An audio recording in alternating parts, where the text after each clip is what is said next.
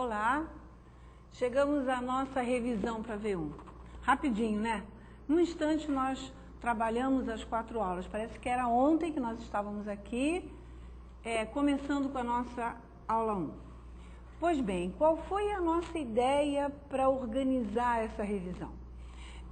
Eu tive o maior cuidado em trazer, para nós discutirmos aqui, relembrarmos, as dificuldades que vocês apresentaram nos fóruns, nas mensagens que eu recebia de todos vocês e algumas questões que são essenciais e que caracterizam cada uma dessas aulas. Então, assim, a lógica da composição dessa revisão foi basicamente essa. Cuidar das dificuldades que vocês apresentaram, trazer para cá aquelas discussões que apareceram no fórum que foram mais significativas para a gente revisar alguns conceitos e essencializar cada conceito mais importante de cada aula. Não que os outros não sejam, mas aqueles que estão mais evidentes. Tá bem? Então vamos começar com a nossa aula 1, vamos ver o que ela nos traz de mais significativo a nível da nossa discussão e do que a gente tem que realmente compreender dessa aula. Vamos ver? Está aqui. Nós vamos então fazer a revisão das aulas 1, 2, 3 e 4. Vamos começar então pela aula 1, que fala do conceito de número e sistema de numeração decimal, certo? Um enfoque bastante forte na nossa aula 1 foi a questão do processo histórico e as etapas, né, que precedem o sistema de numeração, a construção desse sistema, né? Que são a relação de 1 para 1 e o agrupamento, né, como a primeira estratégia de contagem. E vocês viram alguns vídeos durante as aulas e num deles, mais especificamente na aula 1, foca com muita clareza essa relação de uma pedrinha para uma ovelha. É nessa relação de 1 para 1, que alguns conhecem como relação biunívoca, né, que nasce essa primeira ideia da gente começar a contar. Né? E que a gente precisa, como nós cansamos e revisamos muito essa colocação de que precisamos fazer isso a todo momento com os garotos enquanto eles estão se apropriando desse conceito. E aí eu trouxe para vocês uma atividade que faz parte lá do nosso dirigido e que representa um tipo de registro que a gente faz muitas das vezes quando está jogando, né? E que caracteriza o quanto o agrupar nos ajuda a contar. Por exemplo, se eu estou jogando um determinado jogo e tenho que marcar os pontos. Se eu fizer simplesmente marquinhas contínuas, na hora de contar, isso vai ficar mais complicado. E provavelmente até eu posso me perder nessa contagem, né? Então, reparem que esse tipo de agrupamento é de quanto mesmo? 1, 2, 3, 4, 5. De 5 em 5, né? Ele é uma forma de mostrar como o agrupar facilita a nossa contagem. Então, vem aí 2 perguntas. Que quantidade esse registro aí está representando? Quantos grupos de 5 tem aí? 1, 2, 3, 4, 5. Se em cada grupo de 5, quantas contagens tem? Quantos elementos tem ali? Tem 5, né? Então, que quantidade está sendo representada? Nós temos 5 grupos de 5, 25, e 1, 2, 3 soltinhos. Então, nós temos que quantidade aí? 28, não é isso? E qual foi o agrupamento realizado? O agrupamento foi de quanto? De 5 em 5, tá? Muito bem. Então, aqui está caracterizada essa ideia do agrupar como primeira estratégia de contagem e o fato do agrupamento facilitar essa contagem. Historicamente, a gente sabe que isso foi evidente. Isso foi o princípio do sistema de contagem e o princípio do sistema de numerações que foram aparecendo. Continuando, então. Nós também, quando o menino precisa se apropriar do conceito de número, não é isso? Muito bem. Para que ele se aproprie desse conceito, que habilidades ele precisa desenvolver? Essas ideias foram extremamente discutidas no fórum e por vários momentos a gente precisou retomar, reescrever, ajudar vocês a repensarem para conseguirem fechar essas ideias-chave. Quais são, então, as habilidades que vão contribuir para o desenvolvimento do conceito de número? A comparação, né? Que vocês lembram lá na aula 1, que a gente colocava objetos e comparava, né? Um grupo de objetos com outro grupo de objetos. No caso, um exemplo de uma situação de comparação é pedir para a criança que pegue na estante um lápis para cada aluno que está sentado à sua mesa. Então, ele vai fazer aquela relação de 1 para 1, que a gente falou ainda há pouco, né? Como uma primeira estratégia da gente começar a contar, né? A classificação, que organiza um grupo de objetos a partir de um atributo, cor, tamanho, forma, né? E aí a gente lembra dos blocos lógicos, que a gente arruma os blocos lógicos por vários atributos, espessura, forma, cor, né? Tamanho. Então, os blocos lógicos é um excelente material que contribui para a gente desenvolver essa habilidade de classificação. E não necessariamente precisam os blocos lógicos, qualquer outro material, mas eles, por si só, têm vários atributos, né? Ordenação é uma outra habilidade. E no que se caracteriza a ordenação? Em comparar objetos, né? Arrumando, houve um errinho aqui, perdão, arrumando do menor para o maior ou vice-versa. E identificando as posições de cada objeto e entre esses objetos, né? Então, é aquela célebre situação onde as crianças se colocam em fileira e a gente pergunta qual é o primeiro da fila, qual é o último, né? Qual é o segundo a partir do primeiro, ou o segundo a partir do último, e por aí vai. E elas começam a estabelecer essa relação de ordem. E como nós discutimos na aula 1, essas habilidades são fundamentais para compreender o significado de número. Quando ela vai para o sistema de numeração decimal, ela tem que ter clareza quanto à ordem, quanto à classificação e quanto à comparação de quantidades. Tá bem? Continuando aí, vamos lá. E aí, algo que foi muito discutido ao longo dessas 4 aulas nossas foi a necessidade da manipulação concreta como pressuposto para a compreensão do sistema decimal de numeração e os princípios básicos de uma notação posicional.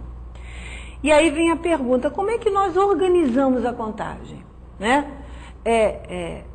A gente organiza a contagem agrupando.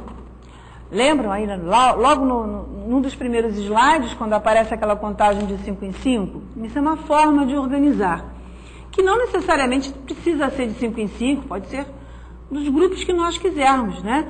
Contanto que vai sempre acontecer uma forma de agrupar. Tem gente que conta muito fácil de 2 em 2, outros de 4 em 4.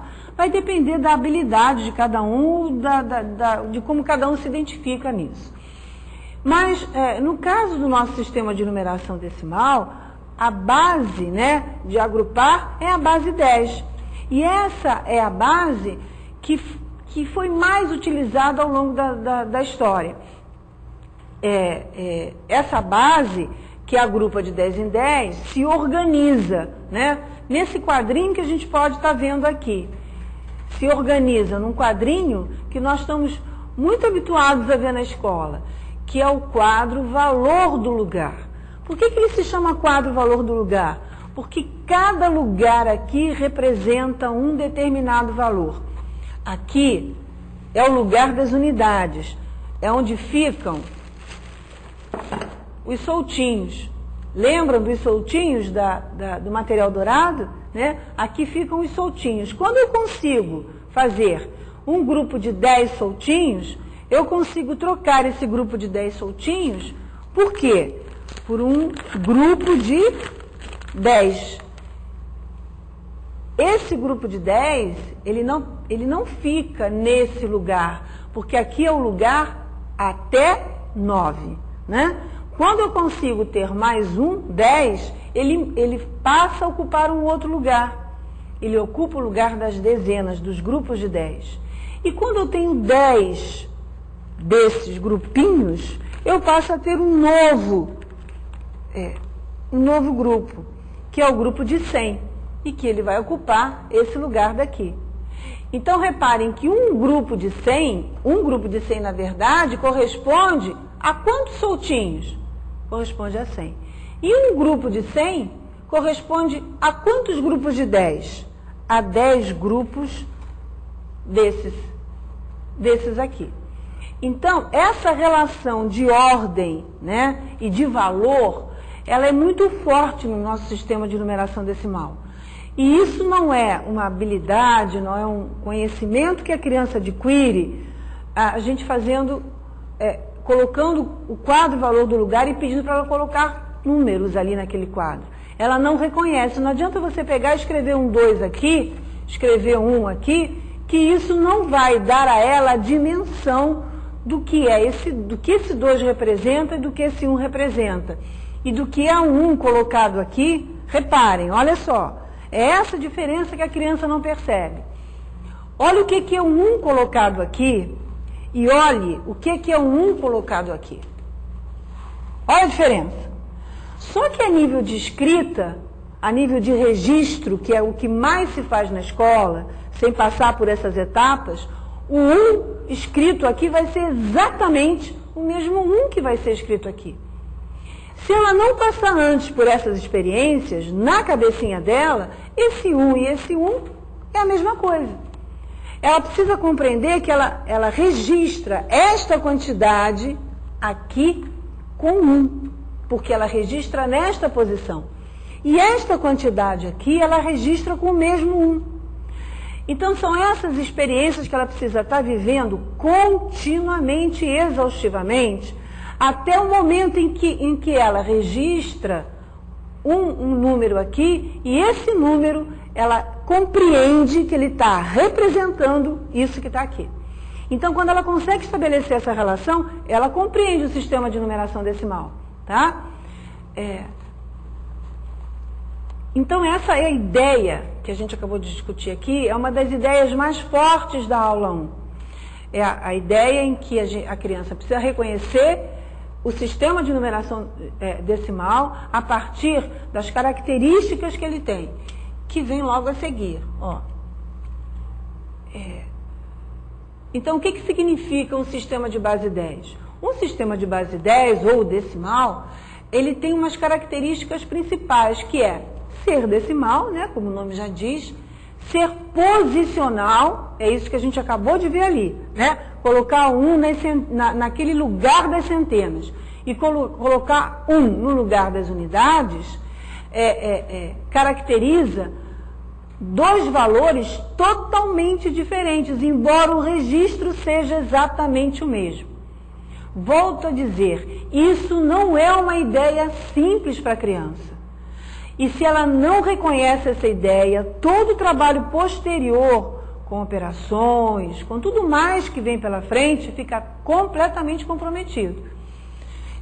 Então, assim, ele é decimal, ele é posicional, ele usa 9 algarismos distintos e o 0. Que 9 algarismos distintos são esses? O 1, o 2, o 3, o 4, o 5, o 6, o 7, o 8 e o 9, além do 0, tá? Então, outra distorção que a gente vê com muita clareza nas crianças é que a criança associa a reconhecer o algarismo, né, o símbolo, como se, quando a criança reconhece aquele símbolo ou sabe representar, de associar isso a que a criança reconhece a quantidade. E isso não é verdade. Uma criança pode estar escrevendo o número 23 e não reconhecer essa quantidade. Não compreender que o 23 é composto por quê? Por 2 grupos de quanto? Por 2 grupos de 10, né? Por 2 grupos de 10 e por 3 soltinhos, né? O 23 é composto por essa quantidade. E se fosse, digamos, o 32? Olha como mudava. Esse mesmo algarismo 3, esse mesmo símbolo 3 que ela usa para representar os 3 soltinhos, ela vai usar para representar os três grupos de 10, ou as 3 dezenas, né? E aqui, esse 2 que ela utilizava, esse símbolo 2 que ela utilizava para representar as dezenas, é o mesmo que ela vai utilizar para representar as unidades, né? Reparem que eu procuro não falar muito em unidade, dezena e centena, porque já se fala muito na escola sobre isso e a criança não entende. Embora ela faça inúmeros quadrinhos desses, né? Se desenha até na mesa, às vezes a gente faz até o desenho na carteira e tudo mais, e a criança trabalha muito com esse quadro, ele fica restrito ao que eu falei anteriormente, ele fica restrito apenas à simbologia, a registrar os símbolos, mas o que está por trás disso ela não compreende. Então, fechando essa ideia, que volto a dizer, é fundamental, a criança compreende o sistema de numeração decimal, por exemplo, ao desenhar o 23, se entende que o algarismo 2 é utilizado, né, nessa representação, com o significado que ele assume em representações, por exemplo, como o 2 ou o 32. Tá? Então, assim, o 2 aqui são 2 grupos de 10, o 2 aqui são 2 soltinhos, 2 unidades, e o 2 ali também são 2 soltinhos. Então, quando isso fica claro para ela, a gente pode dizer que ela começa a compreender que ela se apropriou do sistema de numeração decimal. Então, recursos que a gente usa para isso. Ora, para compreensão, como nós já vimos na aula 1, materiais de contagem, né, como aquelas fichinhas, vocês estão lembrados que a gente trabalhou lá na aula 1, muitas fichinhas, o dinheirinho de plástico, que é muito fácil da criança perceber que 10 reais, 10 notas de 10 reais formam uma nota de 100 reais. Olha a relação dos 100 reais com a centena, com o grupo de 100, do 10 reais com a dezena, com o grupo de 10, né? E do 1 real com a unidade, com o grupo de 1. Então, o que mais interessante é que trabalhar com dinheiro com as crianças está muito próximo do que ela vive toda hora, todo dia, né? Ela sabe, ela entende, ela compreende o dinheiro. Então, essa compreensão que ela já tem, essa vivência que ela já tem, é uma boa situação que a gente tem que aproveitar para incorporar as características do sistema de numeração decimal. Tá bem? Então, depois, sim, mais adiante, é que ela vem fazer essa representação aqui. Quando ela chega a escrever o símbolo 2 e o símbolo 7, o símbolo 2 nas dezenas e o símbolo 7 nas unidades, que caracterizam o número 27, ela tem que ter essa clareza, essa compreensão do que está por trás disso que está aí. Mas ela só vai ter se a gente fizer com ela. Senão ela não vai ter, ela vai ficar desenhando os números. Qual é a diferença dela desenhar os números aqui, a desenhar no papel, ou desenhar em outro lugar? Só muda de lugar. Mas a compreensão não se aprimora, pelo fato de ela estar desenhando aí ou em outro lugar. Tá? Então, indo adiante, vamos para a sala de aula. Quantas unidades, então, tem o número 27? Isso foi uma discussão da aula 1 extremamente importante. Será que o 27 tem apenas 7 unidades, como a gente costuma dizer? Claro que não.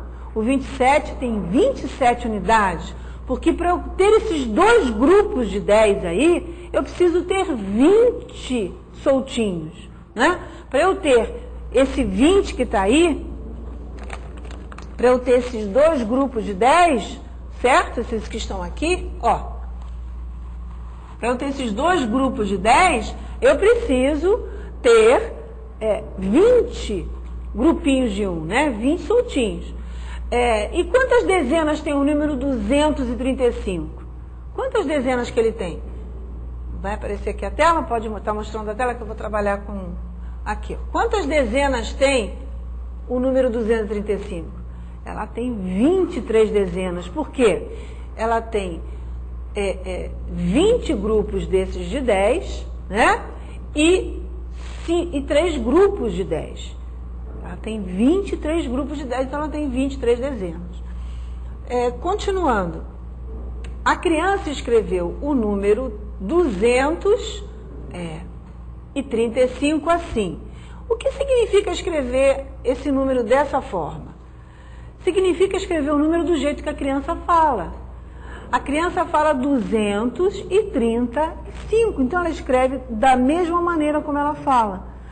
O que essa criança ainda não compreende? Ela ainda não compreende o que a gente acabou de mostrar ali no quadro Valor do Lugar. Ela ainda tem dificuldade de reconhecer a posição e compreender que ela necessariamente, ela não necessita escrever o 200, basta escrever o 2 nesta posição e não precisa escrever o 30, basta escrever o 30 nesta posição, certo? Então, esse menino que escreve dessa maneira, e vocês podem observar que tem muita criança que escreve assim quando ela ainda está em fase de começar a reconhecer a questão posicional do número, ela precisa escrever dessa maneira. Então, ela precisa experimentar bastante essa atividade de ir e vir para o quadro Valor do Lugar, para ela compreender que nessa posição, esse 2 vale 200 e que nessa posição, esse 3 vale 30. Tá bem? Aí, o provável raciocínio da criança foi esse que a gente acabou de ver agora, né? Ela está pensando, ela não está reconhecendo a posição, o valor da posição. Bem, como eu disse no início,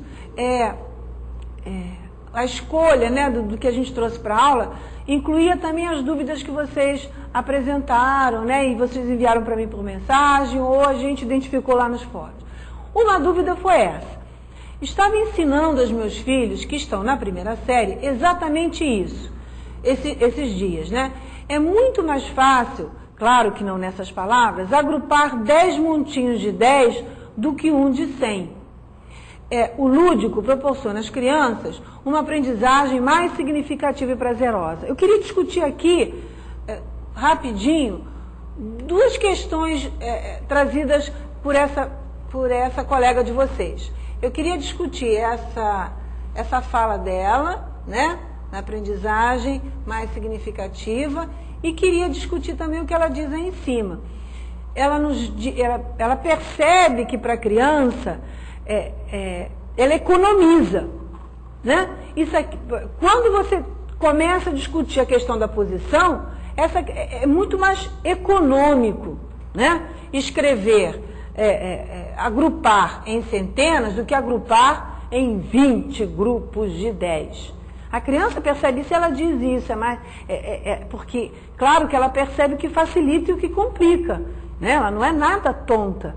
Então, agrupar dessa forma, como ela disse, facilita mais do que ela ficar fazendo montinhos de 1, né, até chegar a 100. E uma outra questão que é colocada aqui é o seguinte: o lúdico proporciona às crianças uma aprendizagem mais significativa e mais prazerosa. A gente tem que ter cuidado porque, na verdade, a utilização desses materiais não é lidar com uma situação lúdica, né?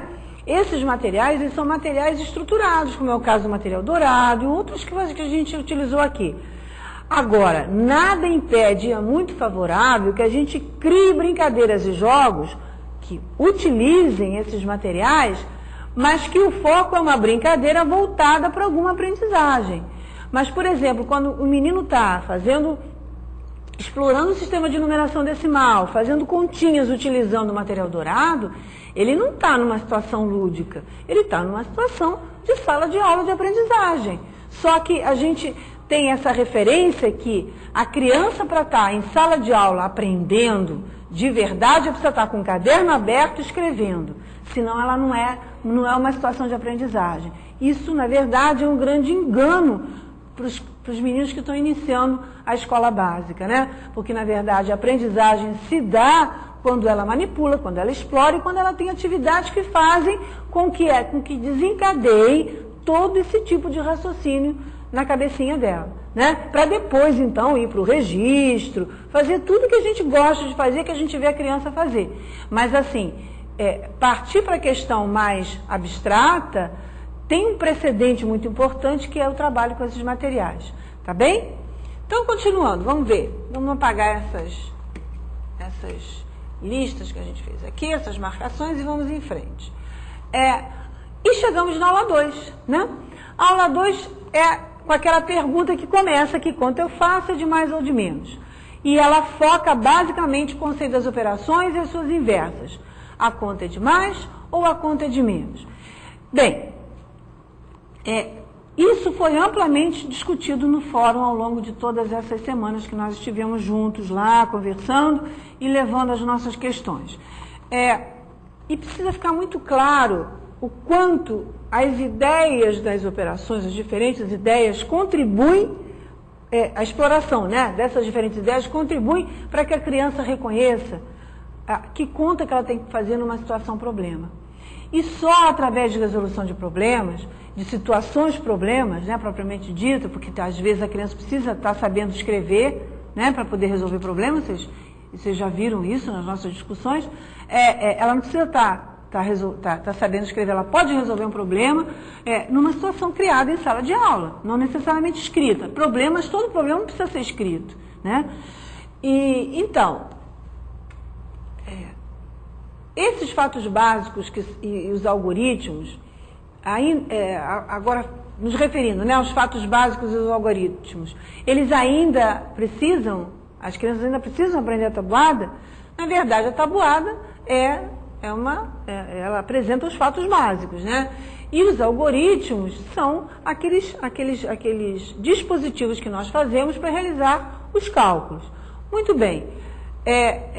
Ele é um dispositivo prático, né? O algoritmo, que o objetivo dele é de facilitar a execução de uma tarefa. E qual é a execução de tarefa que a gente faz com os meninos quando arma as benditas contas de adição, subtração, multiplicação e divisão?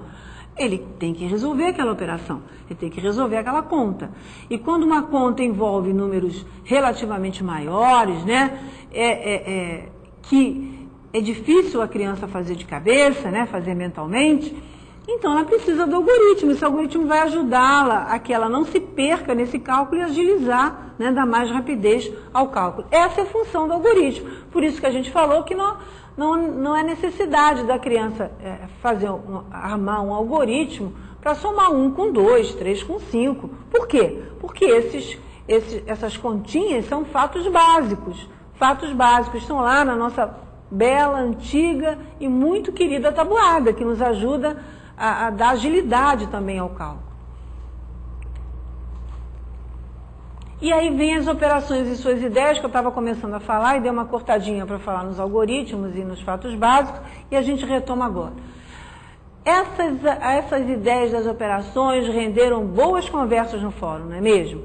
Voltamos, para chegar à conclusão do quanto elas estão presentes aonde? Na resolução de problemas. Nós só identificamos essas ações a partir de situações problema. Situações problemas essas que têm que ser propostas a todo momento para essas crianças. Então, aqui tem uma primeira situação que diz assim: Juliana tem 4 fichas vermelhas e 3 fichas azuis. Quantas fichas tem a menina, né? Reparem que a ação presente aí nesse problema é a ação de juntar e de reunir. Por quê? Porque a Juliana, ela tem esses 2 grupos de objetos. Ela já tem 4 fichas de uma cor e 3 fichas de outra. Quando ela agrupa essas fichas, quando ela reúne, quando ela junta, ela passa a ter 7 fichas. Então, o que diferencia a ideia de juntar, né, da ideia, por exemplo, da mesma adição de acrescentar? O que tem nessa situação que não tem nessa? Vamos ver? Juliana tem 7 fichas e ganhou mais 5 fichas. A Juliana tinha os 2 grupos de fichas? Não. Na situação acima, a Juliana tinha esses 2 grupos? Tinha. Ela só rearrumou. Aqui não. Aqui ela tinha um grupo e ela ganhou um grupo que ela não tinha. Então, com quantas fichas Juliana ficou? Essa segunda situação caracteriza a ação de acrescentar da adição. Surgiu uma pergunta de uma colega de vocês, que me parece que foi por e-mail, agora já não me lembro mais se foi por mensagem ou por fórum, que me perguntava se as crianças tinham que saber o nome dessas ideias. Claro que não. Você não vai dizer para a criança: olha, agora você vai fazer um probleminha de juntar, agora você vai fazer um probleminha de acrescentar. Nada disso. As crianças têm que resolver os problemas e aprenderem a lidar com essas diferentes situações. Por exemplo, o que a gente precisa observar? Se você propõe esse problema e a criança pega um montinho de 7 e depois ela vai lá e pega outro montinho de 5, certo? O que você tem que observar na primeira situação?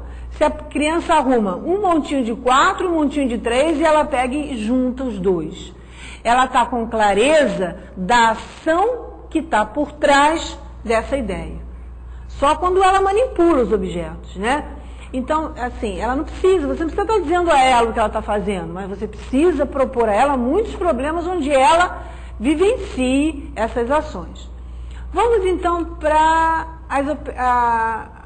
as ideias da subtração agora. Gustavo tem 9 fichas e deu uma para sua colega. Com quantas fichas o menino ficou? Essa é a ideia da subtração exaustivamente trabalhada na escola. A ideia de retirar.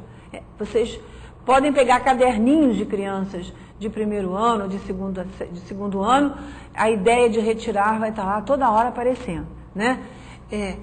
Em relação aos objetos, né, como é que se dá essa ação? Né? Ele tem uma quantidade, dessa quantidade ele retira alguma coisa. Então, ele tem somente um grupo de objetos, que são as 9 fichas. E dessas 9 fichas ele vai retirar uma. Tá? Ele não tem mais de um grupo de objetos, ele está lá com um grupinho de 9 fichas. Essa é a ideia de retirar. Vamos ver a ideia de comparar? O que tem de diferente de uma para outra? Pedro tem 9 fichas e a Juliana tem 7. Já está caracterizado. Se você pedisse para a criança, mostra as fichas do Pedro e as fichas de Juliana, ele ia ter que fazer o quê? Ele ia ter que fazer um montinho de 9 e um montinho de 7. Certo? Ou então enfileirar 9 e enfileirar 7. Mas ele ia ter 2 grupos de objetos. Concordam? Na de cima, não. Ele só tem um grupo e desse grupo ele vai retirar. Então, reparem que são 2 ideias totalmente diferentes. Muito bem. Então, um grupo de 9 e um grupo de 7. Quantas fichas o Pedro tem a mais do que Juliana? É bem intuitivo para a criança resolver esse problema. Ela vai enfileirar 9, enfileirar 7 e vai começar a comparar. E vai ver que sobram quantas? 2 fichas. Então, Pedro tem 2 fichas a mais do que a nossa amiguinha Juliana. Reparem que essa ideia de comparar é a ideia inversa da ideia de quê? De agrupar. Repararam? Né? E pensando na adição como a inversa da subtração. É por isso que nós precisamos trabalhar essas 2 operações juntas. A criança agrupa e desagrupa, compara, separa, para que ela perceba essas ideias concomitantemente. Outra ideia. Luiz arrumou suas balas ao lado das balas de João. Veja, não estamos vendo nada, né? Porque as figuras não estão aí.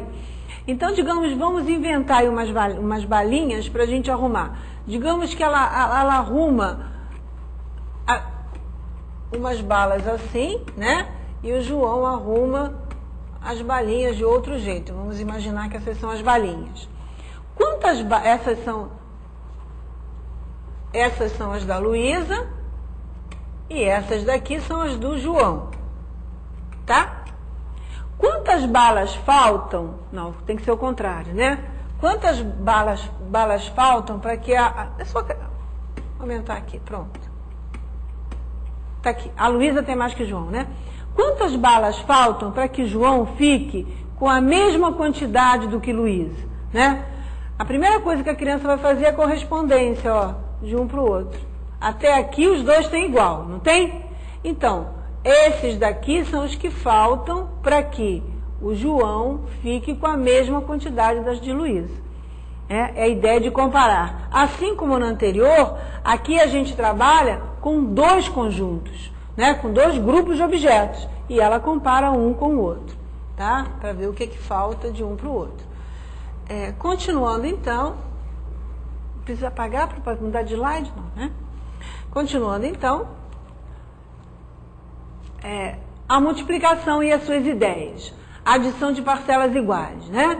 Que é a ideia mais básica, assim como a ideia de retirar, da subtração, né?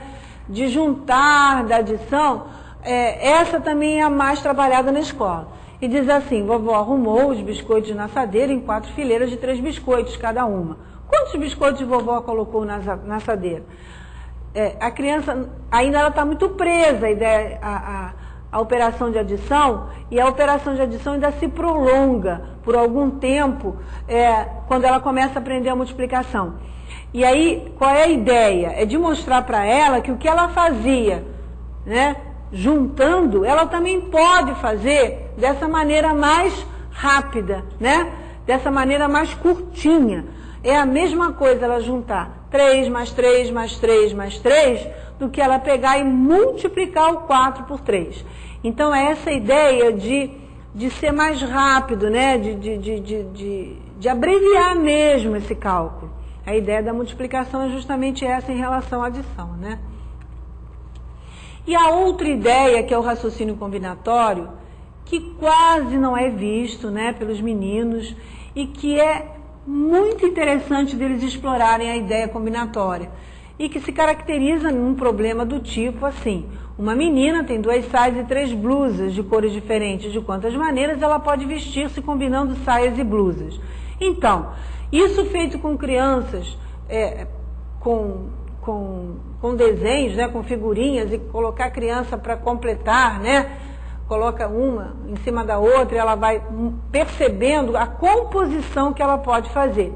E aos poucos ela vai percebendo que se ela tem 3 possibilidades e 2 possibilidades, basta ela multiplicar a quantidade de uma pela quantidade de outra, que ela encontra o número, né, de possibilidades totais que ela tem para se vestir diferente. Isso não se faz com um único problema, ela tem que viver várias situações, com tipo de sanduíche, de recheio, né, com inúmeras situações que tem, que as crianças até podem propor em sala de aula.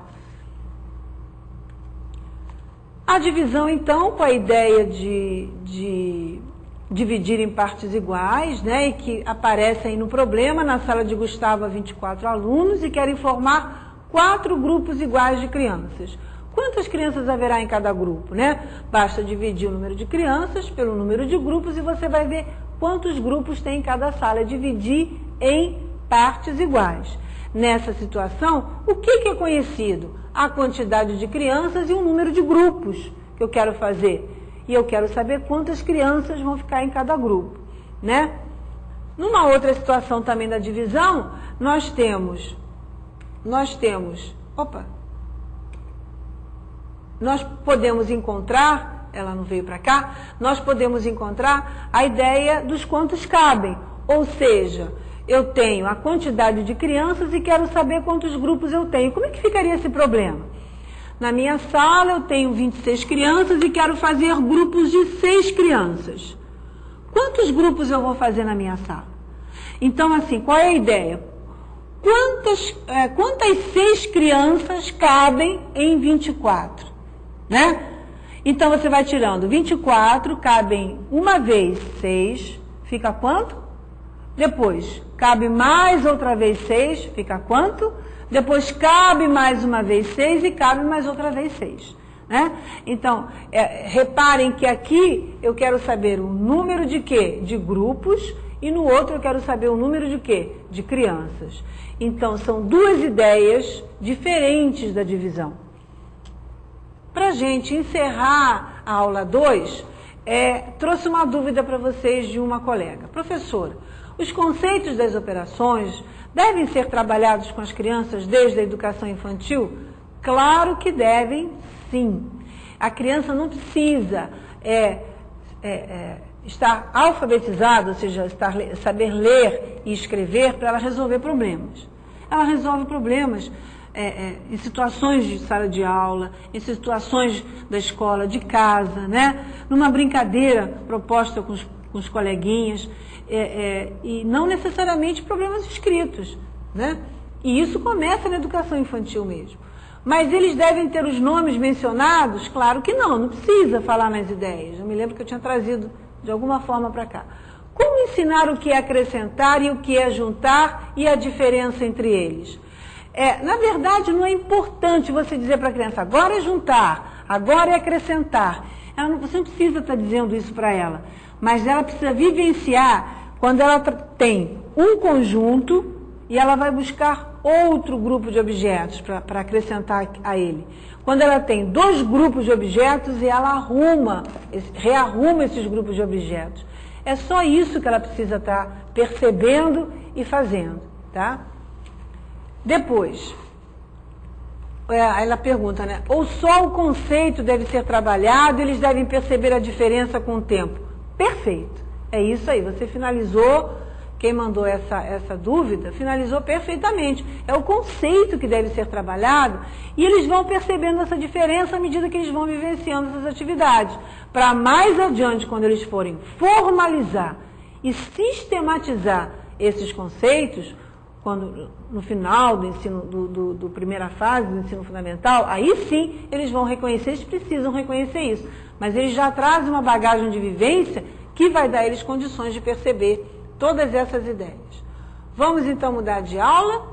Vamos para a aula 3, que é estabelecendo as relações espaciais. Na nossa aula 3, que vocês já têm aí, né, com vocês já devem ter visto, a gente fez várias experiências com espaço, com plano e vimos as relações. Vimos um vídeo que nos ajudou a perceber com muita clareza como é que a criança faz essa representação. Estão lembrados? Então, basicamente, o que é forte nessa aula 3?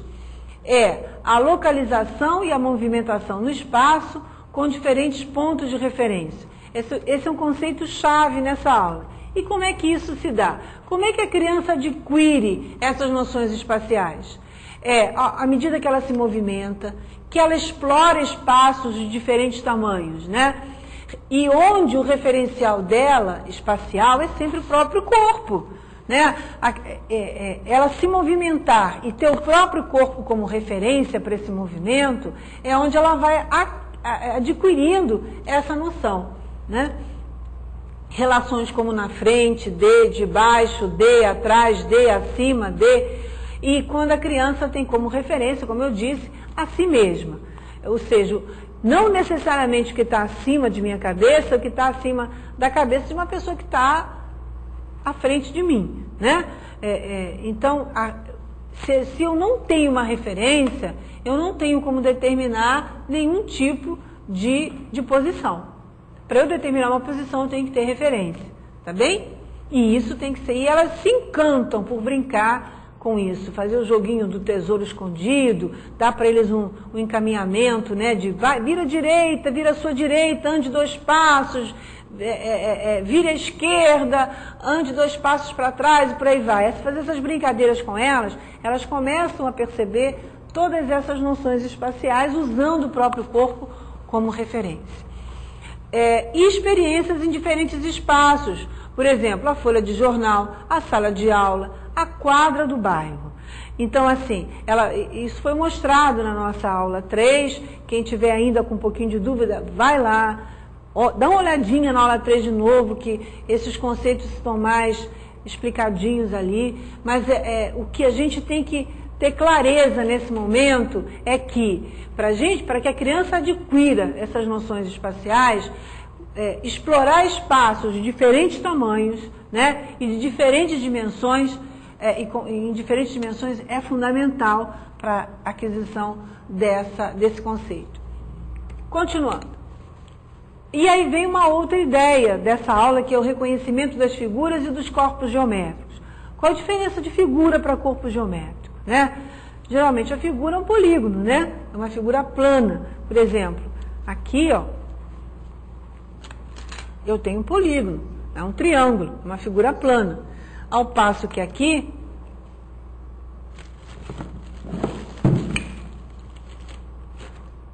eu tenho um poliedro, né? Eu tenho um que a gente chama de cubo, certo? E é uma figura o quê? É uma figura espacial, né? Ela tem dimensões que essa daqui não possui. Ela tem 2 dimensões e essa aqui tem 3 dimensões. Então, a criança perceber essa diferença de dimensões, ela começa a perceber a diferença entre plano e espaço, certo? E elas precisam reconhecer a relação entre as figuras planas, além disso, né? E a relação entre as figuras planas e as figuras que não são planas.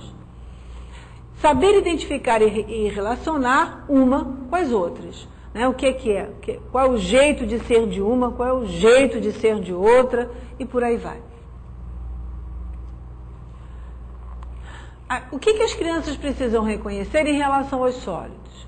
Em relação aos sólidos, o que tem apenas as partes planas, que são os poliedros, né? E os que não têm parte plana, que são os não poliedros. Por exemplo, esse sólido aqui, que a gente acabou de ver, ele só tem partes planas, né? Ele só tem partes planas. Ele é um poliedro. Esse daqui, ele não tem partes planas, ele é arredondado. Então, é um cilindro, né? Ele é um não poliedro. Como é que a criança reconhece isso? Fazendo o desenho no quadro dessas figuras chapadas. Reparem que quando a gente mostra isso desenhado, perde a dimensão da figura. Você está querendo que ela imagine uma figura em 3 dimensões, apenas em 2. Né? Então, descaracteriza totalmente a experiência da criança perceber o que é segurar, né, um cubo a segurar um quadrado. Né? O que aqui tem que aqui não tem? Né? Que dimensões que esse objeto tem que esse objeto aqui não tem? Tá? E ela só vai perceber isso manipulando e experimentando, né? Lidar com ele. Volto a dizer, acho que aqui cabe a pergunta que a colega de vocês fez em relação às ideias das operações. Não é para a gente dizer que é poliedro, que é não poliedro, isso não cabe. O importante não é você trabalhar a nomenclatura com a criança. A criança decora o nome, mas ela não reconhece a figura. A mesma coisa da escrita dos números. Ela decora escrever aquele número, mas ela não reconhece a quantidade. Tá? Então, em relação às figuras, a mesma coisa. Ela tem que reconhecer as propriedades.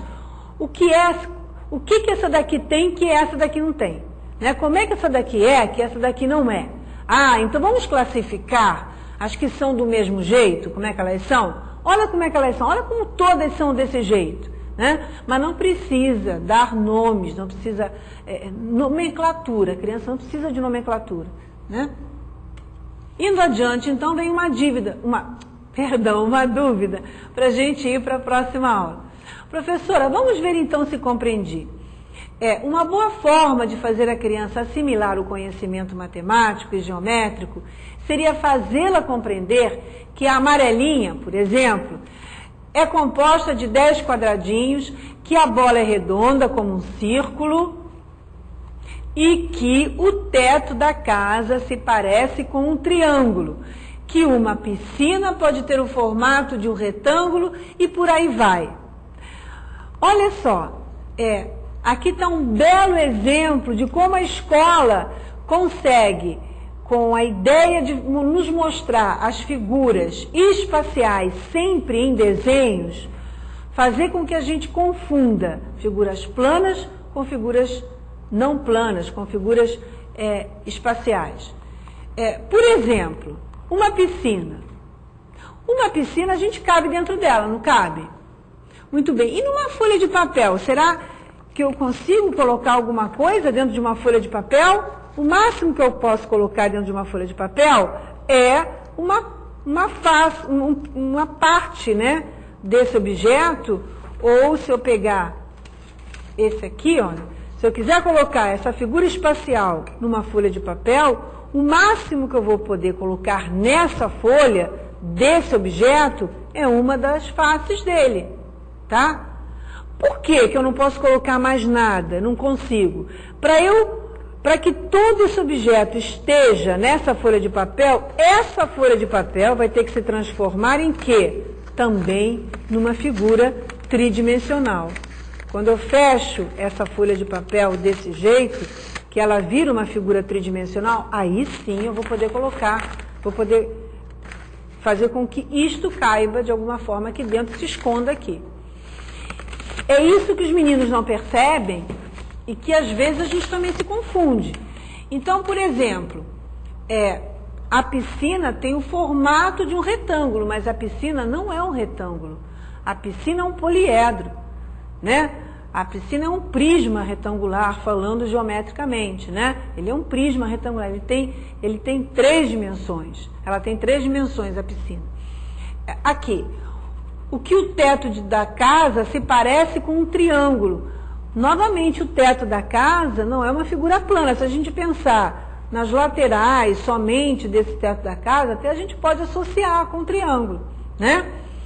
Então, assim, a gente tem que associar figuras em volta da gente na mesma dimensão de comparação. Ela tem que perceber que eu tenho que comparar figuras planas com figuras planas, figuras espaciais com figuras espaciais. Por exemplo, a bola redonda com um círculo. O círculo é uma figura plana. O círculo é isso aqui, olha. Deixa eu ver se eu tenho um círculo aqui. Se eu tirar essa tampa, eu devo ter um círculo, olha. O círculo é isso. A bola não é um círculo. A bola é uma esfera, né? Então, o formato do círculo é o formato da bola? Não. A esfera, ela tem 3 dimensões, né? É um sólido.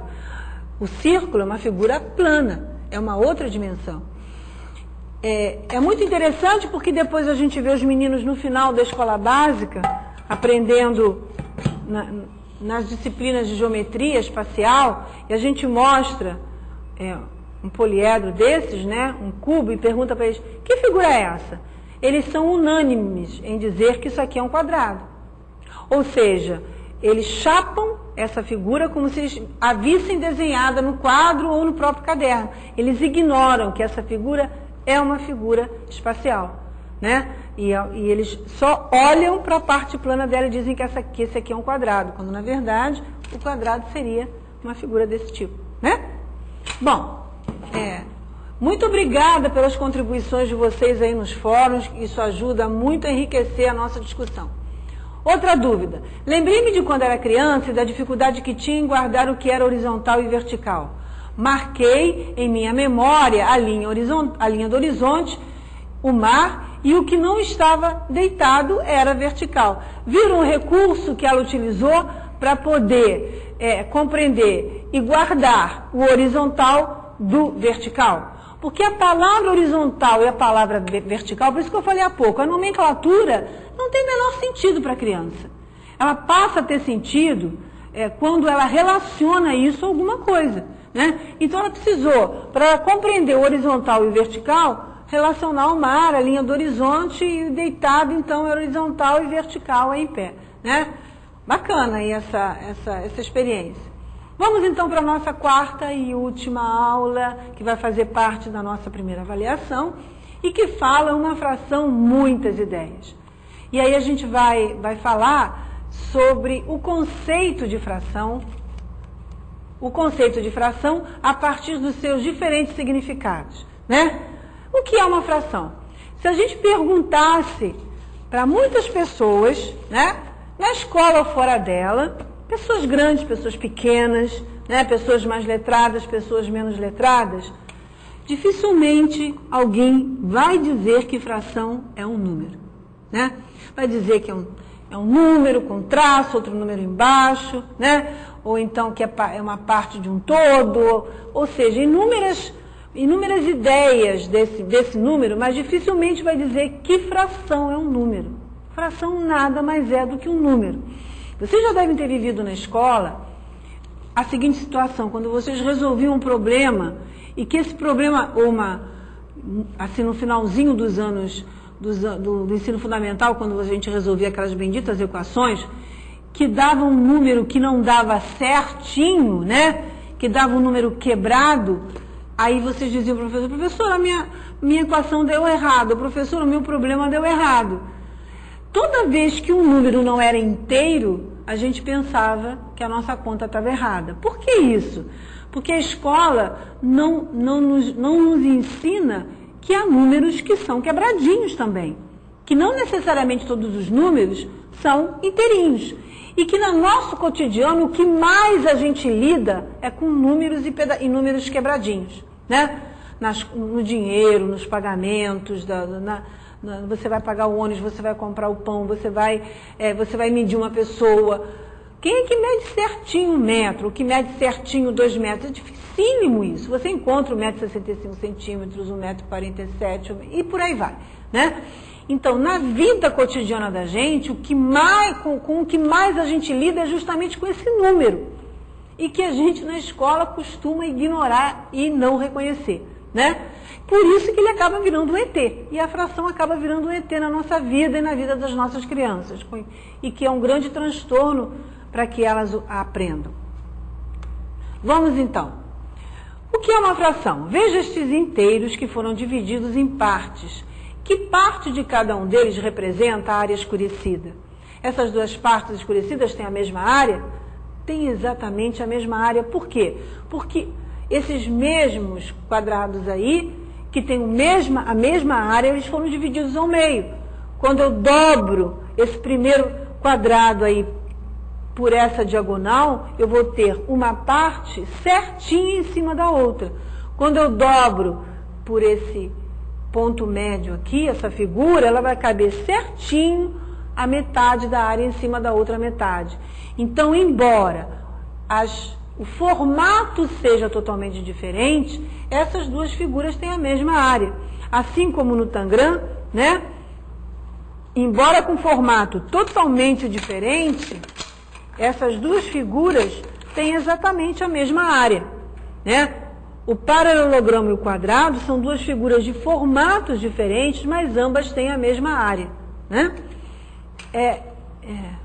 Indo mais adiante, para a gente conseguir terminar essas ideias, vem a brincadeira com o Tangram, que está lá na nossa aula 4, nossa web aula 4, que vocês devem ter feito as atividades voltadas para esse estudo daqui. E a gente deu nomes a cada pecinha do Tangram e pergunta quantas vezes a peça A cabe no Tangram. Ou seja, quantas vezes esta peça daqui cabe no restante do quebra-cabeças? Cabe uma vez, cabe duas, vai caber outra aqui, vai caber outra aqui. Então, esta figura A, que é o triângulo grande, cabe exatamente 4 vezes dentro do Tangram, né? Essa peça A. E daí eu perguntaria para vocês, que fração do Tangram representa... Deixa eu voltar. Que fração do Tangram representa essa figura A? Se ela cabe 4 vezes no Tangram, então essa figura A é, na verdade, 1/4 do Tangram. Né? Essa figura representa 1/4 desse Tangram. Nós precisamos de 4 delas para ter o Tangram inteiro. Aí vem uma outra pergunta. Quantas vezes a peça G cabe no Tangram? Ela não é do tamanho da B, mas nós sabemos que a G é metade dessa peça B e metade dessa peça A. Então, usando uma outra cor, a gente pode... fiz bobagem. Usando uma outra cor, a gente pode identificar, olha, cabe uma vez, cabe duas, né? Cabe uma, cabe duas, cabe 3. Quantas vezes ela cabe? Cabe exatamente 8 vezes, porque essa peça G é metade da peça A. Que parte da peça A e da peça G? Que parte, né, da peça A é a peça G? Então, a peça G é que parte da peça A? É exatamente a metade, né? Eu estou usando uma setinha aqui que não é para usar. Cadê a borrachinha? Deixa eu usar a borrachinha aqui, né? É exatamente a metade dessa peça. Deixa eu dar uma limpada para a gente poder enxergar.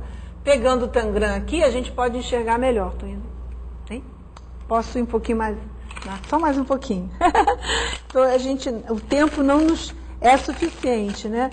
Bem, então, nós pegando o Tangram, usando o Tangram oficial aqui, né, de madeirinha, a gente pode perceber o quê? Que, olha aqui a peça G e olha aqui a peça A. Reparem como ela é metade, ó. A peça G, essa daqui, e a peça A. A peça G é metade da peça A, né? Então, a peça G é 1/2 da peça A. Que parte do tangram corresponde à peça G? Né? Isso que a gente falou. Que parte do tangram corresponde à peça G? A peça G é o que do tangram? É 1/8, né? Quantas vezes a peça E cabe? Quantas vezes essa peça E cabe na G? Também cabe 2 vezes. E que parte do tangram a peça E? Se ela cabe 2 vezes na G e a G cabe 8 vezes, ela vai caber 16 vezes. Certo? Essa atividade está toda ela respondida lá na nossa web aula. Então, o caminho para a aprendizagem das frações constitui-se dos problemas que surgem nos diferentes contextos em que elas aparecem, como, por exemplo, medida, divisão em partes iguais, medida, área, probabilidade e etc. Ou seja, assim como as operações, né, as frações têm várias ideias. E essas várias ideias precisam ser exploradas em diversas situações. No material complementar que a gente colocou para a aula, tem muitas atividades envolvendo essas diferentes ideias. Não deixem de fazer essas atividades e de explorá-las. E qualquer dúvida, voltem para o fórum, porque nós ainda temos alguns dias de exploração dessas aulas em nossas conversas nos fóruns. Continuando, então, quais são os diferentes significados das frações nos contextos em que elas são utilizadas? Né? São a fração como parte de uma unidade, que é isso que a gente viu agora com o tangram, parte todo, e está diretamente relacionada à ideia de quê? A ideia de área. Quando eu comparo, né, quantas vezes esta área, né, quantas vezes esta área cabe aqui? Cabe uma vez, cabe 2 vezes. Então, esta figura é metade desta área total aqui. Então, essa figura representa metade dessa área. Então, sempre que eu trabalho com parte todo, eu trabalho com a ideia de área. E agora aqui não, aqui já é a fração como parte de um conjunto. Aí, se você tem, por exemplo, 12 objetos, 12 tampinhas de garrafas, e você quer saber, né? Você vai precisar de um conjunto com 12 tampinhas, por exemplo, e você quer fazer a seguinte pergunta: a que fração total, 12 bolinhas, corresponde um conjunto de 4 tampinhas? 12 bolinhas, né? Corresponde um conjunto de 4 tampinhas. Quando eu distribuo isto, essas 12 tampinhas aqui, na verdade, eu vou ter 4, 4, não é isso? E 4 aqui. Reparem que aqui eu não estou trabalhando com a ideia de área. Eu estou trabalhando com a ideia de quê? De contagem. É uma outra ideia da fração. E que muito pouco a gente utiliza na escola. Então, quando eu penso nisso, eu faço essa pergunta aqui. Ué, travou? E eu faço essa pergunta. Que parte da... não, é a outra, peraí. Perdão, eu que errei aqui. Quantas tampinhas correspondem a 2/3 de 12 tampinhas? Vamos ver. Quantas tampinhas correspondem a 2 partes de 3 partes? Quantas partes eu tenho aqui? 3. Quantos são 2 partes, essa e essa, de 3 partes? Quantas tampinhas são? 8 tampinhas. Então, reparem que esse número fração é representado por uma quantidade, não por uma área, né? Não por uma figura, e sim por uma quantidade de objetos. É a diferença de uma ideia para outra. Indo adiante, então, a fração... Quantas tampinhas correspondem a 3/4 de 12 tampinhas, e desenhe 1/6 de 12 tampinhas, e por aí vai. Essa atividade foi retirada também da que vocês estão fazendo lá no estudo dirigido de vocês. Elas estão respondidas e estão lá para que vocês refaçam, repensem e levem para o fórum. Bem, foram trazidas para cá as ideias mais essenciais e que nós mais discutimos, e não deixem de rever cada uma dessas aulas antes de vocês fazerem a avaliação. Vejam as aulas teletransmitidas novamente, vejam as ideias que são discutidas lá, façam as suas anotações no bloco de notas, tragam ainda as suas dúvidas para os fóruns e enviem mensagens. Elas serão como estão sendo feitas, sempre respondidas, e sempre que vocês trouxerem dúvidas, são muito bem-vindas e elas ajudam a gente a contribuir para a dificuldade de outros colegas que às vezes não têm essa propriedade de trazer as dúvidas para os fóruns ou para as mensagens, tá bem? Então, desejo a vocês uma ótima avaliação e vamos nos ver muito ainda lá na discussão dos fóruns e nas mensagens. Uma boa semana para vocês, uma ótima avaliação e a gente continua junto. Até mais!